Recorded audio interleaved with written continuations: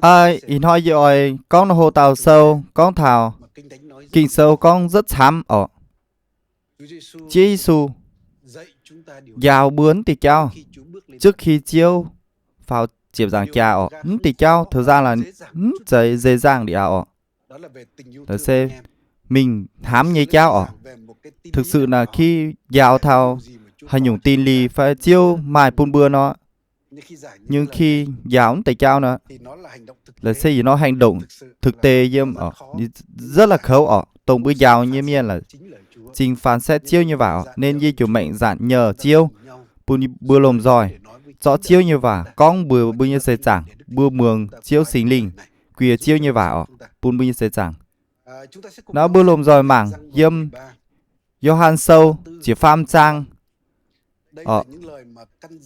Johann sâu chỉ pham trang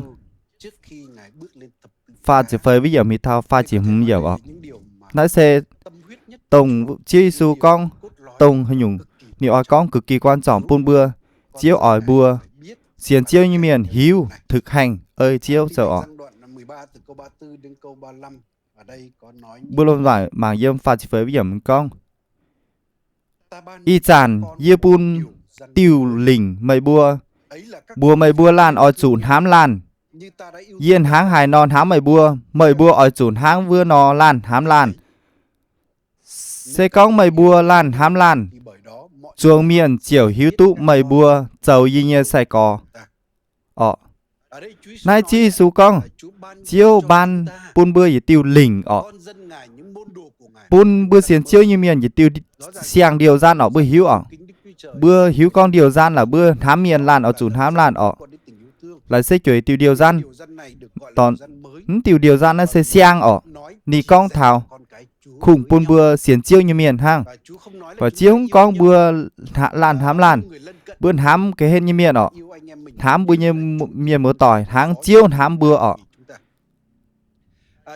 bà bữa hiếu cả chiếu như xe cò chiếu xui xe cò lại đi bữa trường giao tương tự tổng chi số con như vậy chính hắn này một phần nó chám như rất là quan trọng thư tin này sư đô bữa gửi pun chiều bang nó trong dâm lại nó mài bua đều đồng chạm thao mối quan hệ dâm cơ đốc nhân cụ thể là dâm bữa tình yêu thương dâm của nhiều bữa chiều bang có thể bữa kiểm chứng này dâm thư tin thông thường nó sẽ đủ chương thậm chí là chám chương con thánh thì cao ví dụ khi tổ đoàn kinh sâu dâm sư đồ giang này phía bùa pun bùa hai này tin lành giang dâm Johann sâu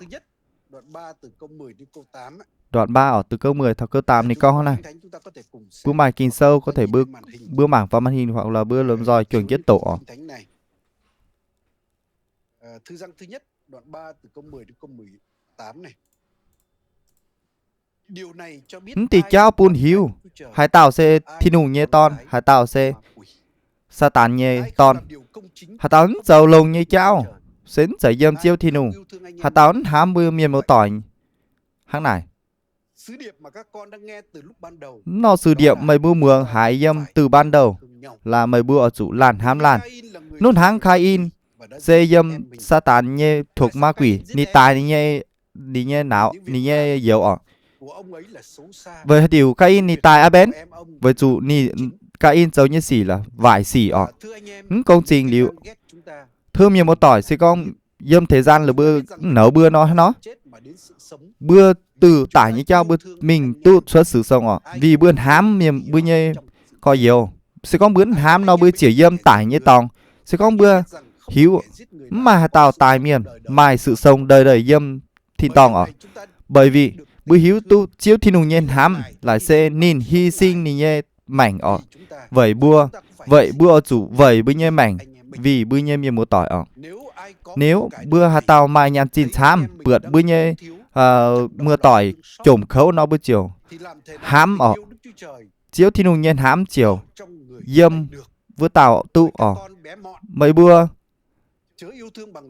nút con hám khùng ơi sẽ bánh con hang chủ dấu lồng binh hiếu dầu bữa hiếu dấm đoàn Johann sâu con này hả con rất là chám thảo thi nung nhiên hám bữa mình mua tỏi thám bữa coi nhiều là chắc chắn bữa hiếu con bướn thực hiện chiếu như điều gian tụ bữa hám lan tháng chiếu hám bữa nó bằng bữa như khả năng bởi vì nó bữa pa miền bản chất bữa như lồ miền nó bữa như sắc thịt nó bữa như oxin bữa như tâm trí là thậm chí là ghét nấu coi nhiều nãy sứ đồ pharaoh này con này dâm thư tít đoạn 3 câu 3 này con phần cuối này con nì con chiếu bữa sẽ vốn là ghét nhau lan nấu lan nhung bữa hiếu bữa ta tao hàng này sẽ không ơi bây giờ khả năng riêng nó bướm bao giờ thám chiêu thám bữa nó đặc biệt là hay nó bữa thám bây giờ coi nhiều dâm bây giờ xung quanh là rất là khấu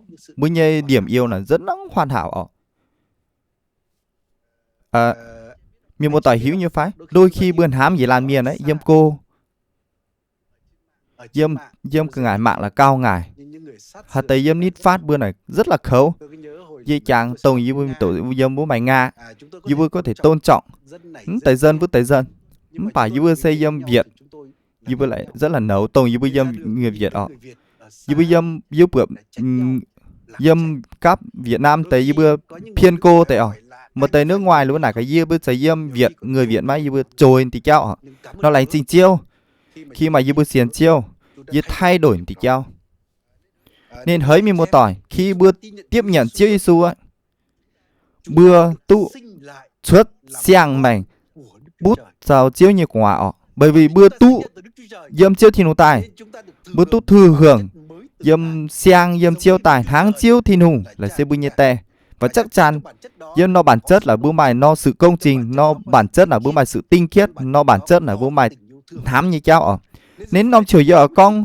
tí cả con thấy nó khía cảnh tài sinh thay đổi buôn bây giờ xây giảng khi bây nhận hiếu thì cháu bây giờ xây giảng chính thay đổi tụ giờ tổ đi chi châu kinh sâu dâm cửu ước buôn bưa khi hay nhung xuất tại buôn bưa khi bưa xiên chiêu y giản ví dụ dâm Jeremy đoạn 31 từ câu 31 thảo câu 34 nè chiêu con thôi nhẹ thảo á yi oi chào Israel như trời phun Juda như trời phun chiêu khẳng định ni liệp như nó sang giao ước pun nó giao ước nó xính tòi với nó giao ước ni lập pun bưa chồng yi tho mới bước xuất Ai Cập là sẽ giao ước dù yi là xây dâm chiếu Jehovah con này Jehovah chiếu thiên hùng thì con là yi xây lập pun mới bưa sau Israel yi ăn như luật phát dâm điều gian khắc ghi dâm nom tòng yi dầu pun chiếu thiên hùng nếu bữa như thiên hùng nếu bữa sẽ dầu yi nhân dân nếu bữa xem hiểu người lân cận phai pun bữa hiếu nhận biết chiếu Jehovah hà tàu phái nhất thảo hô nhất Giêsu con yi tha thứ tông bữa dầu vải như xỉ nên khi con thảo giao ước xiang giao ước dâm cửu ước ấy nì con nì tài tây kiện hoi là ý chẳng bữa ngam dâm chẹo chiếu con nì lập như nó giao ước xiang giao ước nó giao ước là khởi phi đảng nó giao ước dâm dân do thái thời cửu ước là nó giao ước là chủ thực hiện nó luật lệ nhờ lại lứa bữa tu ban phước nên rõ ràng kinh sâu con nhìn bữa phá vờ nó giao ước bữa pa miên bản chất tổng chuối ấy thực hiện tụ chiêu như điều gian công trình thiên hùng nhân hám nên tháng này chiếu con ye sẽ lập như nó sang giao ước nó giao ước là khởi trình chiêu cho nhìn ăn bữa như hiếu của nhựa ăn bữa như tâm linh bữa như sinh thì pun bữa bản như nó bản chất mời tự động bữa dầu ơi điều gian hơi nhung chiếu mong muốn bữa dầu nên hấy mình mua tỏi luật pháp dâm cửu ước này thực ra là ni chỉ để buông bữa hiếu chiếu như thực lực hả buông bữa hiếu bữa vải xỉ đồ hai bữa bền miền đồ hai nên tháng này sứ đồ Pharaoh nỉ con luật pháp này vì nó mục đích là tỏ bữa mình thảo thiên hùng như tỏ buông bữa hiếu bữa cần chiếu bữa cần thiên hùng như công trình bữa cần như nó bữa như hiếu bản chất coi hiển bữa như hiếu cho tôi Jeremy câu đoạn 13 câu 23 kinh sâu con này hạt tao người KOP có thể tổ xuất có nghĩa là người da đen có ơi chỉ chơi con hai con beo nị tổ tu thiếu tu linh nhung máy tự nhiên là nếu vẫn thiếu tụ. Chiêu con, si con tụ mấy bữa cùng quyền là dầu tụ, mấy bữa chiều dầu tụ lồng như xỉ. Đây dường như là kết luận. Chuyển hãng tòa bác sĩ kết luận. Nó bảnh trỏ tụ ở. Vậy là miền bản chất tòng chui. Tháng này ấy, chắc chắn hay nó. Dầu tụ. Điều chiêu như điều gian hám. Chiêu thì nùng như điều gian ở. Nên tháng này chiêu chỉ chuẩn nó xàng dạo ước là có dần bữa như hiếu. Dâm bữa như tâm linh, dâm bữa như hiếu của nhựa bún bươi chẳng kiến dâm chiêu. Tương tự tháng này dâm ECG này à con. Chị biết sang ở. Chị chúa bây giờ mình thao nghỉ chị biết không. Sau đó chám kháng kỳ sâu giờ con tháng này ở. Nó chiêu con tháng này. ECG Dì ban bún mày bữa. Dì nó hiếu lồng. Xàng hiếu. Bún dì tao xàng thân. Và ban bún mày bữa. Chám nhung. Mì thao chiếu như can chiếu như lề luật. Vâng dư. Chiếu như phán quyết ở. Mày sẽ dấu như dân. Và dìa sẽ dấu thiên hụng mày bữa nhê ở. Mày bữa nhê thiên hụng. Chám kháng kỳ sâu giờ con tương tự hả này. Dìa sẽ ban bún mày bữa nhê xàng hiếu. Giả châu mày bữa nhê xàng hiếu. Dìa sẽ cất vải như xỉ xuất khỏi mày bữa hiếu. Và dìa ban bún mày bữa. Dìa ăn như thần dâm mày bữa. Bún mày bữa muồng như nhê luật lệ. Muồng như nhê vả. Và dầu ơi ở. Nên thằng này là gì nó sự khác biệt ở. Y nó giao ước này khảnh ở. Cứu ước này nó. Luật pháp tú chép dâm phía dâm cơ ngải bành. Với bữa ba miền bản chất tội lỗi tổng chui ở. Vì bữa ba miền như bản chất tội lỗi tổng chui này. Không thể dâm tu chiêu thì như điều gian. Cảm thấy vô vọng vô ích ha. Nên chiêu như xàng giao ước này nó. Chiêu bún ba miền. Vì nó hiếu. Vì nó hiếu xàng hiếu vì bản chất mới ở. Vì nó bản chất là công trình bún chiêu thì nùng dâm lại. Để bún bữa tự động khi bữa can chiêu mình. Bữa như can mỹ bản chất. Tự động bữa như hiếu chiều. Ơi. Chiêu như điều gian ở. Hay nhung chiêu mong muốn bữa giàu nhé ở. Nên tháng này khi chiêu Giêsu ni đàm luận nó. Kêu gì tao giáo sư. Nicodem ni có nó. Trình chiêu có bữa này. Tái sinh ở. Và bữa hiếu tái sinh là nó. Dâm nó xàng giao ước mời ở. Nó giao ước mời này nó. Ni hiện dâm chiêu Giêsu. Và bữa hiếu Giêsu là rất là ngạc nhiên khi ni con thảo tái sinh ở. Phải ở gì bản chất xàng mảnh bún bữa khi chiêu thì nùng ban bún bữa. Nicodem hiếu lời tì cao ở. Và chiêu con. Mời sẽ tao giáo sư dâm do thai. Mà hãnh hiếu chiêu con. Dâm cửu ước con rất chám. Chiêu như vả lời hừa. Nhân mảnh thấm thì cao. Nên thì cao. Dâm tin lành răng đoạn 3 câu 5 thì con hay. Chia số tao. Thật như con bùa mày bùa. Nếu gì lan miền. Mày sinh linh tu xuất. Thì bỉa tu thì nùng nhê. Thì tao ở. Nên chiêu con thà nhúng. Tài sinh ở. Bữa chủ coi dần. Tu xuất xây xang mảnh dâm sinh linh. Nhờ sinh linh. Phải nhờ chiêu như vả. Nán giấy có tu xuất tự nhiên tháng bữa ma tu hòa xuất ở. Nãy sẽ tu xuất xây dâm tâm linh của nhùa. Tòi chiêu bùn bữa. Giờ nó xàng hiếu. Giờ tao thần. Bây giờ xàng linh vườn ở. Xàng linh vườn ở. Nên khi bữa tu muốn tin lành ở. Chiêu Giêsu như tin lành. Bữa ăn năn. Bữa nhầm. Bữa như chú. Bữa tiếp nhận tin lành ở. Chính nó sinh linh tài. Nên tài sinh bữa như tâm linh ở. Nên có thể con bữa tu sinh bởi hạt giống chiêu như vả. Thì con thả tin lành. Hay chính là Chúa Giêsu là chính là ngôi lời bởi chiêu như quyền năng bởi sinh linh. Sư đồ Phao-đô thì sẽ khẳng định. Sẽ con bùi dâm Chúa Giêsu nhung nhủ ni chiều khuya. Và ý chẳng trở nên xiang ở. Tại tu chép dâm Cô-lin-thô đoạn 5 câu 7 ở. Nên tháng này hới miêu mưa tỏi. In hoi bùa dâm Chúa Giêsu. Bữa muồng chiêu như vả. Bữa xiên Chúa Giêsu. Bữa xứng đáng tu xuất xàng mảnh ở. Bữa mà nó xàng bản chất. Nó bản chất nó sẽ công bình chiêu bàn phôn bữa hến ở. Mày hiếu hám miền. Mày chiêu thì nùng là sẽ bữa như tè. Nên tu bữa xuất. Nên chính là chiêu nhìn hám dâm bữa nhìn hiếu. Bữa tổ dâm Thi-mô-thê thứ 2 ở. Tớ chết với dầm. Chiêu thiên hùng ban phun bưa vì nó tinh thần. Phải phun vì nó bữa như tâm thần tâm linh nhút nhát ở. Nhưng bữa như tâm linh là hến. Mày chiêu nhiên hám. Mày chiêu như bành on. Khi xiên chiêu ý chẳng ạ. Yê sẽ chiêu thiên hùng như ton. Với mày nó tâm linh là sẽ tâm linh nhút nhát háng phi đảng là sẽ nó tâm linh hên tâm linh lại là sẽ tâm linh hám miền dâm chiêu ở nên hang này dâm bư nhẹ hiếu bưa ta tao thì nung nhẹ quả bữa mày nó sang bản chất dâm thì nung tài là sẽ chiêu nhện hàm tu dâm bư nhẹ sâu thẳm dâm bư nhẹ hiếu chính hắn này đoàn kinh sâu này sư đồ giang này con này là này nó sẽ có bướn hám miền á bướn thuộc biệt thi nung ở nên cũng có thể con vì nó dấu hiệu để buôn bưa hiếu vì tao tút tài xính tụ dâm sư đồ giang này do ăn này con này là chính bươn hám bư nhẹ có nhiều ở dư có thể để ý những tịch cháu đó khi dính cái xiên chiêu dư tu mời thảo gì nó chịu băng dư lại toàn xiên chiêu như miền thì bao giờ lúc đầu dư nó hay nó chia hại xa lạ cái quan miền đó những nhỏ miền nó kỳ cục nó hay nó lại những nhỏ miền hay lập dĩ lại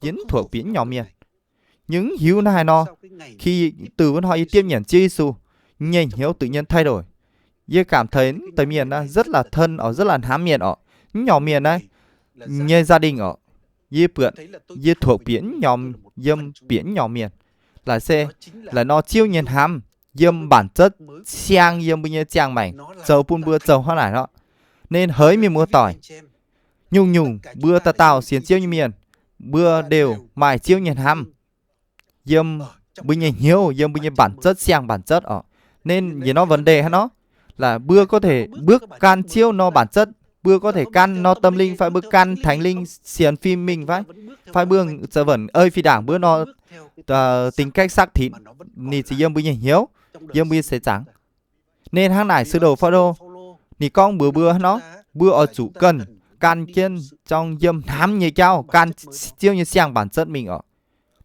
nên dâm episode đoạn 5 câu 1 từ đến câu 2 nì con này với thố tốn đoàn kinh sâu ạ.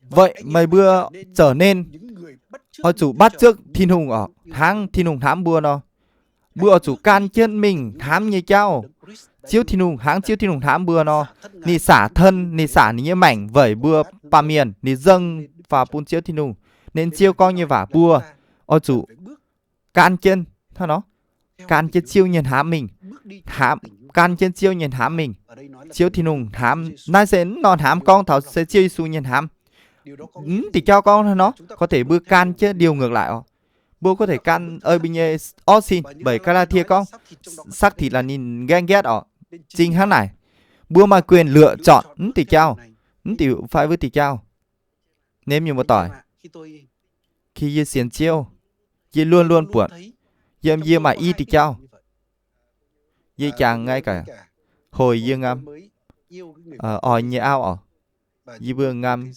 từ y nó thế giới khỉnh và một lúc là nấu thực sự là một lúc đó như sắc thịt là kiểu nấu phao nhờ vốn ông chiều tông dư hắn này dư như hiếu hay mà nó hám như cháu mà nó cảm thông dâm như hiếu dâm như hiếu vốn ông chiều hồ dư chiều sâu chân lựa chọn phải dư bước như o xin mình phải dư hại bực bội phải dư sẽ bước theo như bản chất sang chiêu bùn dư là sẽ thám miền miền mô tỏi dư sẽ chơi tầm mục sư dư dâm trên cáp chám nhung miền kiểu va chạm kêu chám nhung miền khởi và đôi khi dư mà tới va chạm nó như o xin này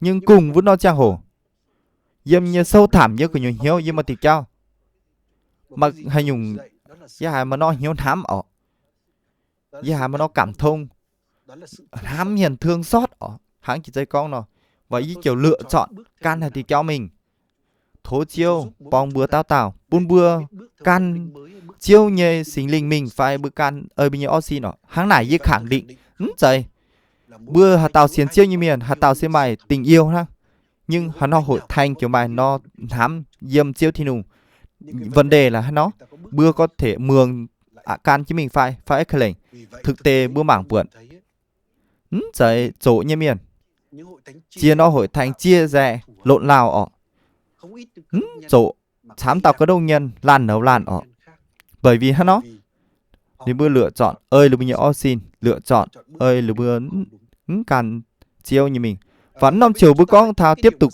sư đồ giang này con ạ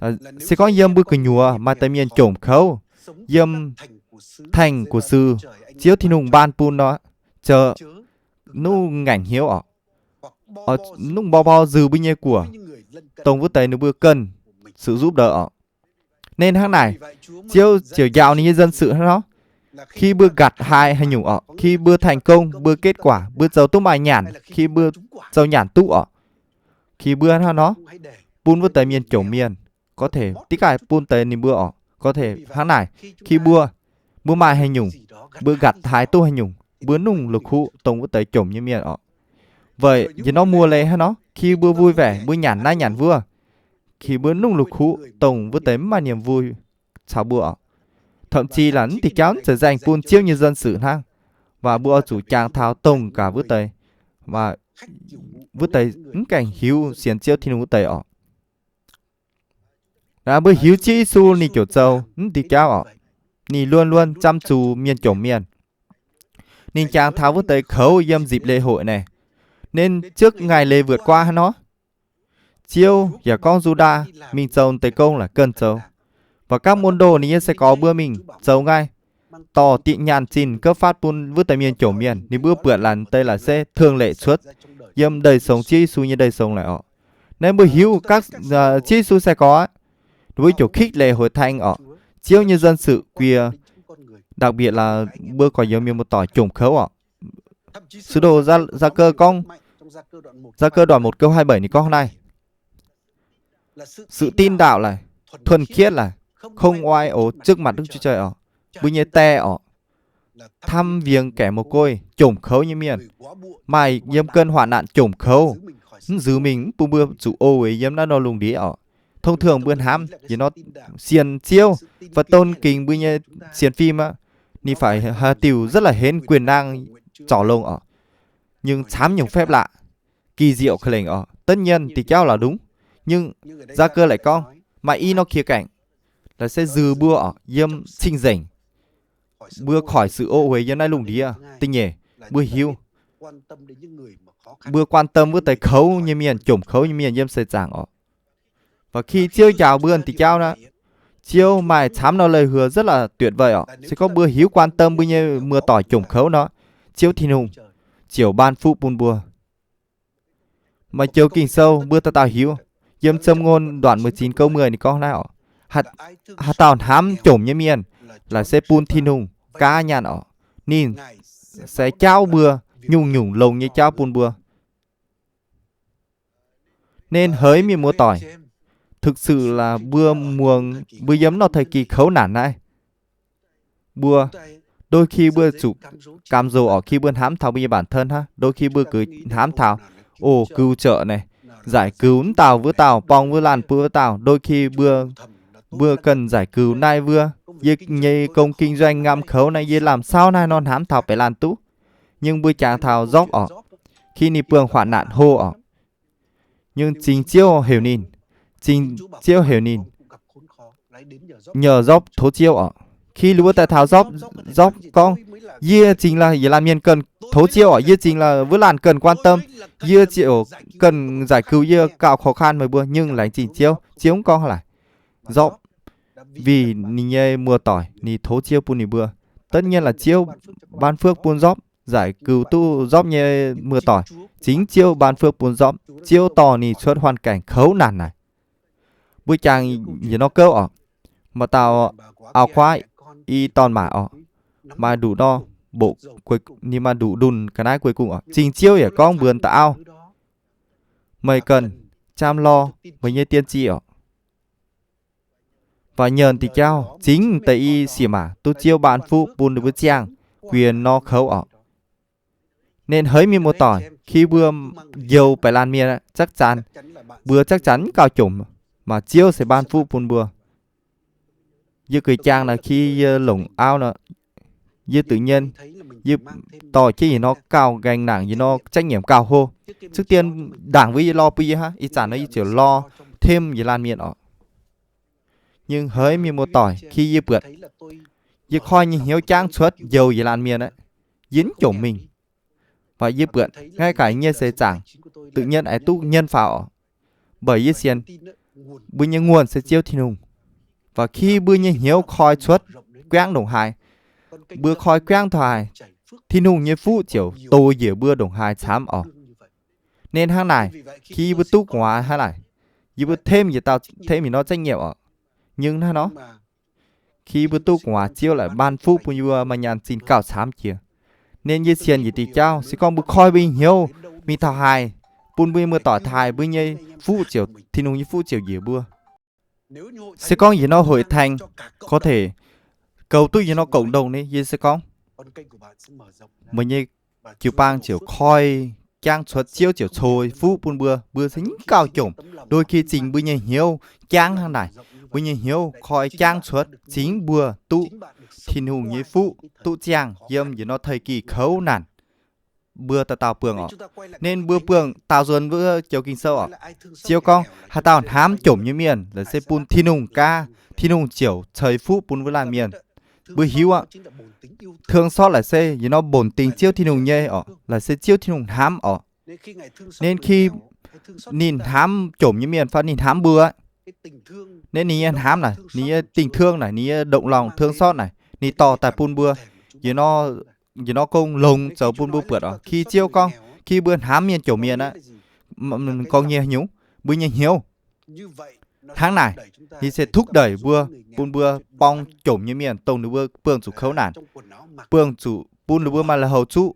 chiêu yếm thậm chí là bưa có thể tụ bưa có thể giàu tụ bong hội thành pun bong được bưa giàu công pun được bưa mài công giàu ọ là sẽ rất là quan trọng ở nó kênh trình này pun được bưa mài thu nhập là sẽ vì nó công mài chám miền mất công tốn nó thời gian nên thố chiêu bong bưa pun bưa vì nó sang bản chất yếm bình hiếu ọ bản chất hiếu hám yếm chiêu thì nó bản chất là đi kiểu hám tông với tay khấu cào khấu bưa nó bản chất là đi kiểu thúc đẩy bưa bung bươi nhé khoi bươi nhé cảnh xuất bữa chia sẻ hay nhung bữa mài nhé bữa pong chiêu như công phải có thể bữa mài khả năng giàu ọ nên với đồng chè hổ là xe bươi nhé tình yêu bữa chân thật yếm chiêu thiên hùng ọ bởi non hám bày tỏ bởi bươi nhé công giàu ọ bữa chủ bày tỏ bươi nhé hám ọ và khi bữa mà nó hiếu hám thế này chiêu con nhìn nì chiều đắp pun bữa ọ nè bởi khi bữa giờ là nhung trao bữa pun chiêu ca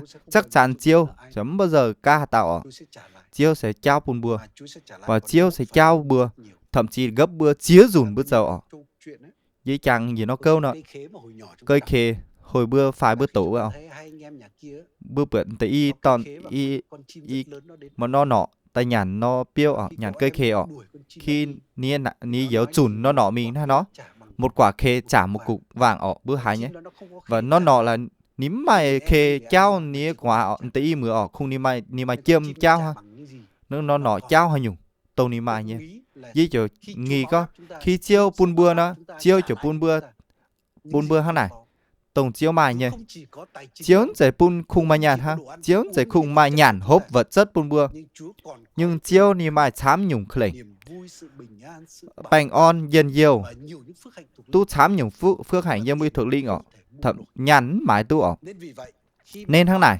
khi bưa thám chổm như miền chiêu chiều ban phú pun bưa thấy phú pun bưa kinh sâu cong bưa chuồng hay nhung chiều siêu tu với nhung có thể đúng yếm nghĩa đen nhưng ni kiểu mai nghĩa sâu xa yếm cao chám như mình hiểu ọ bởi khi yếm pong hà tàu yếm dâng pun hà tàu dâng nó chỉ mấy pun tàu phương tiện là yếm ở nhận tu xem chỉ mấy ọ vậy chú yếm ra cần bữa lại nó chia ra nhung mà tây coi nhiều đơn giản mà tây miền pong bẻ tàu bởi bướm mà nhu cầu ọ chiêu ban phú bưa dư giận nhạ nhưng mai nhung bữa cần phải nhung ọ bữa cần bành on yếm nòng chè hổ bữa cần dần nhiều yếm giai đoạn dường như cứ yếm chếp giáo mình tôi hại ọ bữa cần ha nó chiêu như phụ chiêu như cầu chân bữa xiển chiêu như miền nên in hoi bữa phao mạng bữa hiếu tụ chám nhung bền tác động thảo bữa nhẹ xiển chiêu như miền có thể bữa trở cần chiêu như phụ yếm như nó mối quan hệ bữa nhẹ béo nhùa pun hay nhung tranh chiến ở danh trà bực tức yếm minh hiếu ọ yếm không chỉ bữa hai chiêu con như vả pun bữa hay là ha nhưng như xiển khi bữa gieo chiêu nhân hám pun ăn gì bữa thương xót bữa nhẹ còi nhiều bữa chiều gạt tụ tình cảm tình quý mến từ miền một tỏi nên đôi khi nhàn xin ở bữa pong hà tao này yếm bữa nhẹ hiếu từ bữa nhẹ hiếu nó là sẽ nhàn lẫn sẽ quan trọng lẫn sẽ quá lô nhưng thực sự nó sau là nhung bữa dầu là bữa gieo tu bữa nhẹ tình yêu miền một tỏi như hiếu bữa gieo là nhung nó thông thường là bữa gạt tu là nhung ọ chính là ý ước ao bữa nhẹ hội thành nó bữa nhẹ chữ bang nó bữa nhẹ xiển chiêu như miền bữa chủ cởi mở pun bữa nhẹ miền một tỏi bữa ở chủ pun chiếu tác động thao bữa nhẹ hiếu pun bữa gieo chiêu nhân hám bữa có thể chăm sóc lan hám lan nấn tẩy trao ni dầu bún bây giờ hội thành gan kết ở bún bây giờ chiều băng hến phào rất là tham ở nên tỏi chi su con nó chiêu bún bừa về tiêu sang điều gian khi chiêu hám bữa làn háng chiêu giàu bữa háng chiêu hám bữa nó chiêu con bữa làn miền bảy mây lùng đĩa miền chỉ hiếu mây sẽ xiên chiêu su và khi bữa xiên chiêu như miền chiều băng miền mày chiêu nhiệt hám á nó sẽ chiêu như lời chừng xác thực chiêu Giêsu bún bùa ba miền ở theo ý nghĩ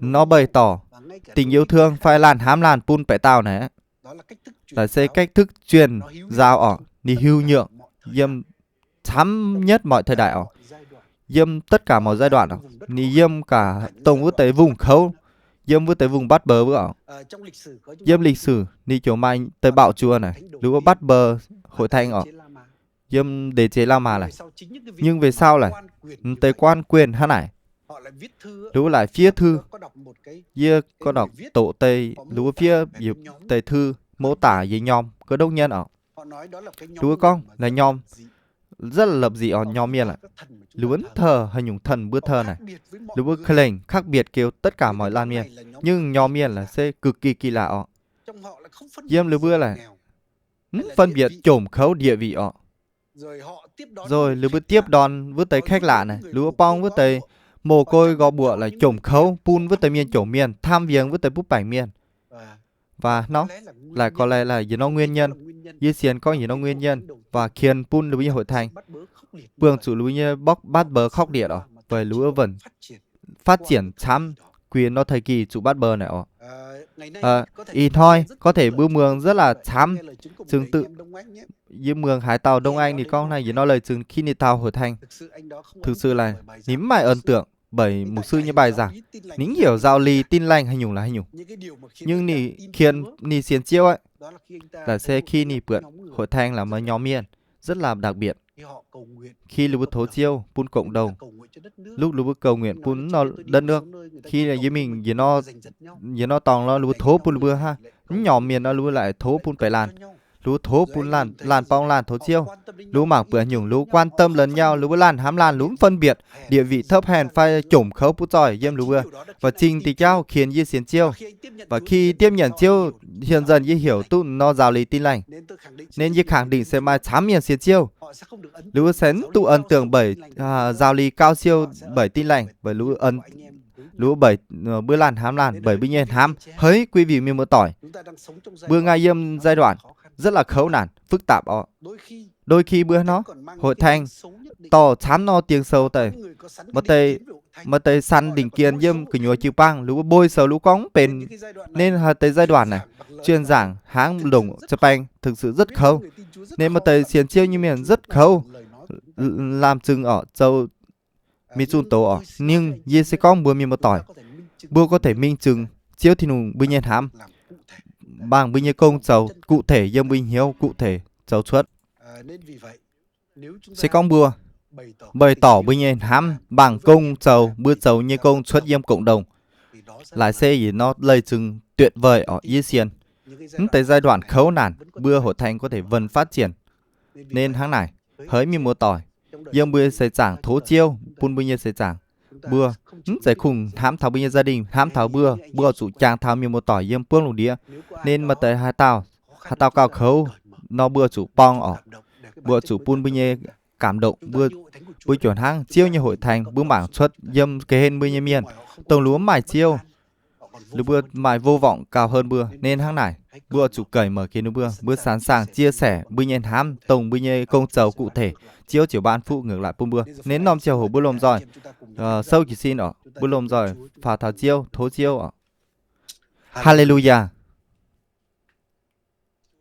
chiêu như bữa tại thảo chiêu mình giảm hiền như bữa lành trình chiêu với chúng mày nhớ như bữa xuất tài mày cho mày như mảnh chúa như bữa dồn tài lành trình chiêu ít sản như bữa tu dầu nhiệt tàu xiang tu chiêu pun như bữa mai chàng mảnh yêm sinh linh tài là xe dâm hạt giống tin lành tài như bữa tu thừa hưởng mà nhé hiếu lồng mà nhé hám bản chất lồng bản chất công bình, đặc biệt là mày mà nhé hám pun như bữa miền một tỏi chiêu à thấu mà giàu như bữa pun như bữa hiếu như bữa nhấn nó bản chất pun như bữa can chiêu mày pun như bữa cắn nó bản chất pun như bữa chàng dâm thám như miền thôi pun như bữa hiếu chăng khỏi chăng xảy như bữa khủng thám thấy bữa bản thân hay như bữa thám thấy bữa còi yếu mưa tỏi pun như bữa chàng thao cộng đồng dâm cơ nhiều tống cái hiếu chiêu thố chiêu pun như bữa thố chiêu như bản chất dâm như bữa hiếu chiêu à luôn luôn pun thúc đẩy như bữa pun như bữa hiếu san sẻ tổng có thể cào khấu như bữa pun như bữa có thể chia sẻ tổng như bữa mày nhé như bữa dầu lầu nhé pun bẻ lan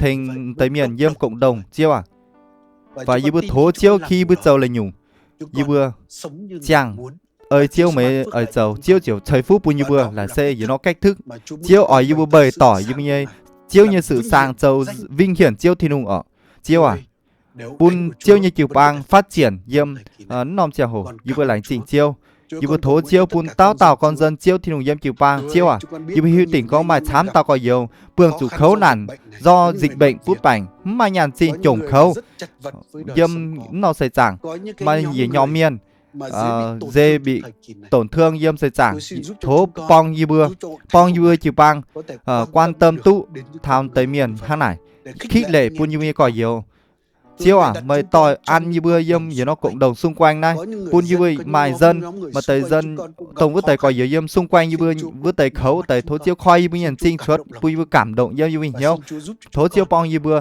pun như bữa vì chiêu để pun như bữa có thể giàu tu chám nhung lồng chiêu ỏi vậy chủ về vinh chiêu như vinh danh như bữa lánh chỉnh chiêu như bữa dâng nhung như bữa miền một tỏi pun chiêu thì nùng hay nhung như bữa dâng nhung như bữa con như vả pun chiêu thì nùng thố chiêu giàu như bữa lánh chỉnh chiêu như bữa thành chiêu mày như bữa tỏ chĩa tao cào tinh chi su nhờ bùa amen.